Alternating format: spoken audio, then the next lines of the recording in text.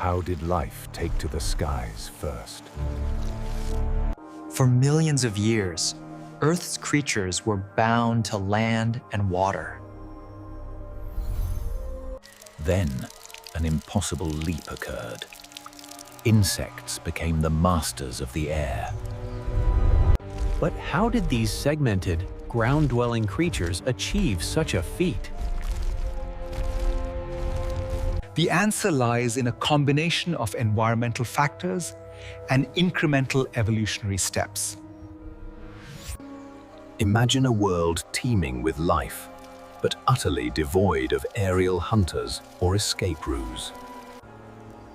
These early arthropods were survivors, navigating a complex, predator-rich world. The pressure to gain an advantage, however slight, was immense. The insect's body plan, particularly the thorax, held the key.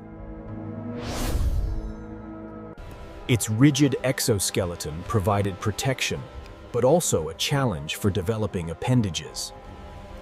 Paleontologists have long debated the origin of insect wings. Two primary theories emerged: the gill theory and the paranotal lobe theory.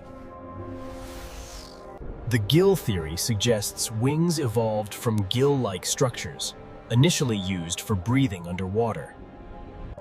The paranotal lobe theory posits wings grew directly from the thoracic wall as new outgrowths.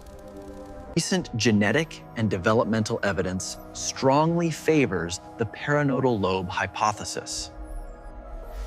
Imagine tiny, fixed protrusions appearing on the insect's back. These were not wings yet, but simple extensions of the body wall, called paranotal lobes. Initially, they might have been cumbersome, perhaps even a hindrance. But evolution rarely creates something without a purpose, however subtle. Even static lobes could offer advantages: better balance, protection for vital organs, or rudimentary gliding.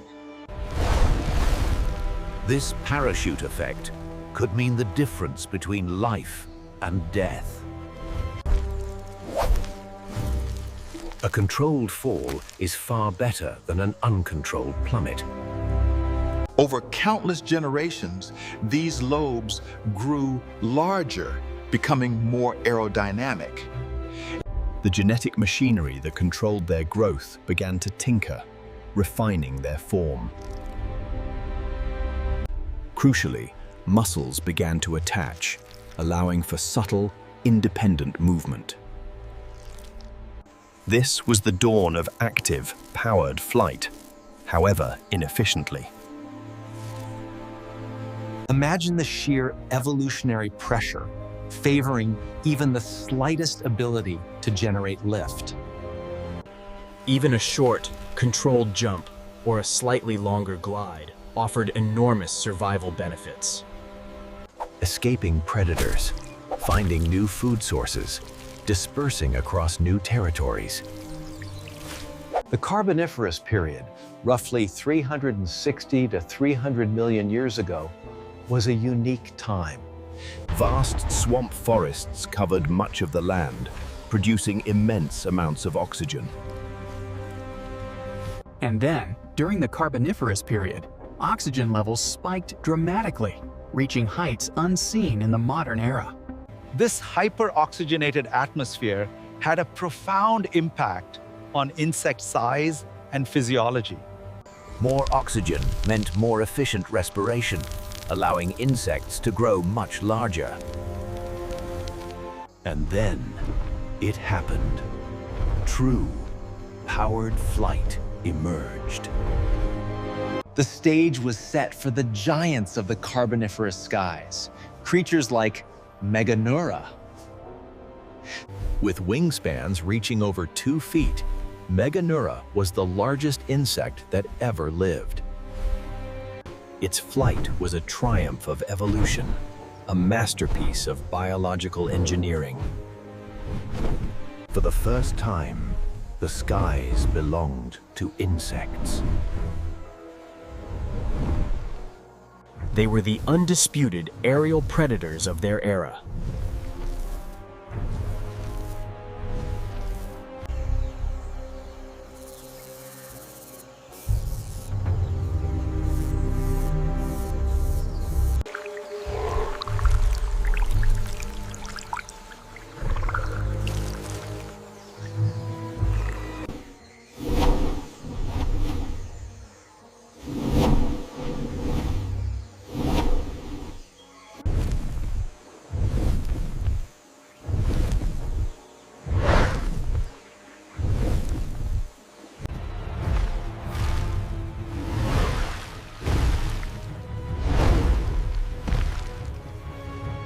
But how did these colossal insects manage such powerful, sustained flight?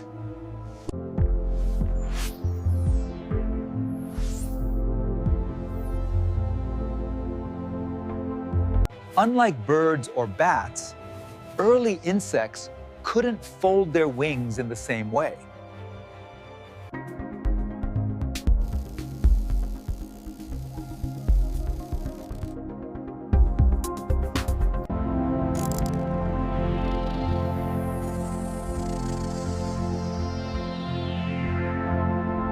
Even today, dragonflies retain some of these ancient flight principles.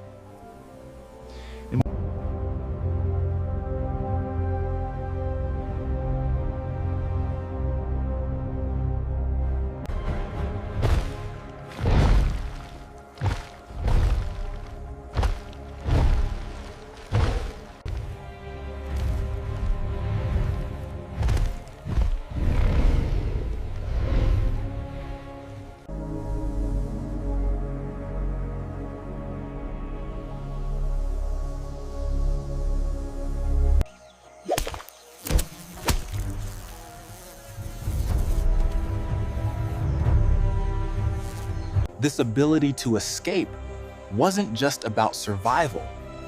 It revolutionized ecosystems.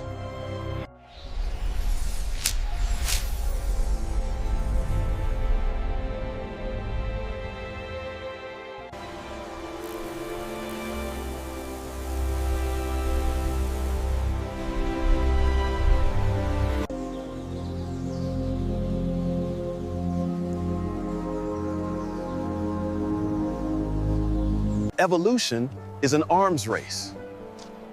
Flight also created new predatory niches.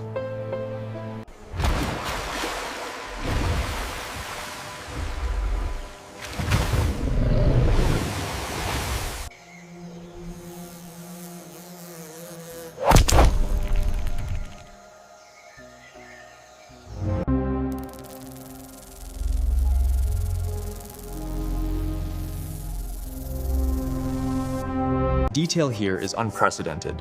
This wing structure suggests a previously unknown evolutionary link between the Meganeura and modern dragonflies.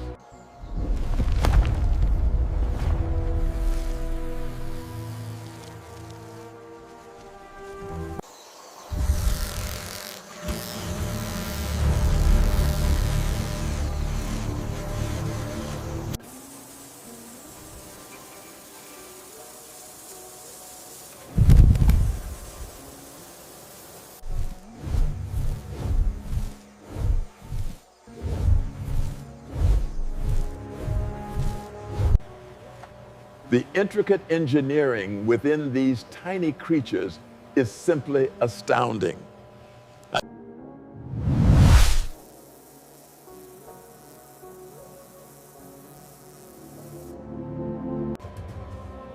They truly mastered the air, defining what was possible for small life forms.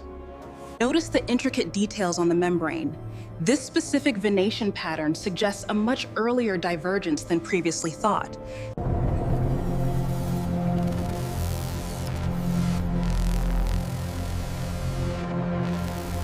Observe the articulation points. The primitive nature of this wing fundamentally alters our understanding of early insect evolution.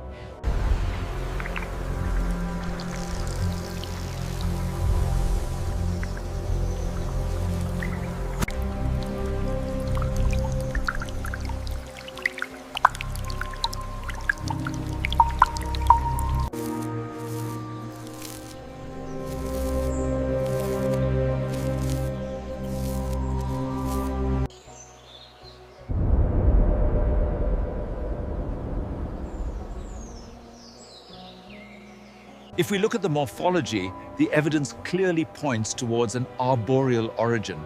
They weren't flying, they were gliding.